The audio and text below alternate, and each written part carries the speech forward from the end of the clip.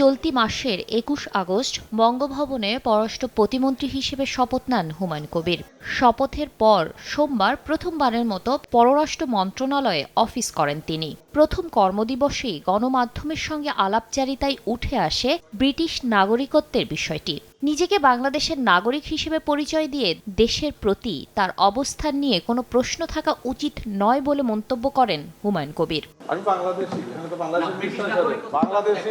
I don't think there is anybody, that will question my Bangladeshism and my stand. Moinuddin ফখরুদ্দিনের জ্বালা উঠছে, তার আমার lucky.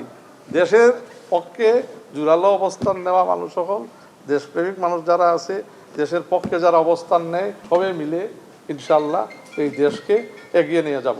Saudi আরব, পাকিস্তান, তুরস্কের প্রতিরক্ষা সহযোগিতার কাঠামোতে এক দেশের উপর সশস্ত্র হামলাকে ৩ দেশের উপর হামলা হিসেবে বিবেচনার নীতি রয়েছে।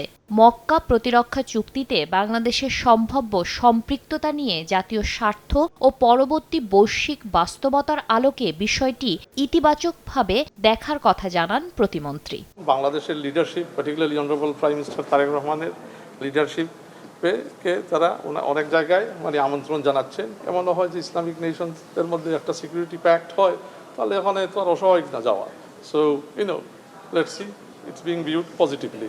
নতুন দায়িত্বে পররাষ্ট্রনীতির ধারাবাহিকতা বজায় রাখার কথাও জানান হুমায়ুন কবির।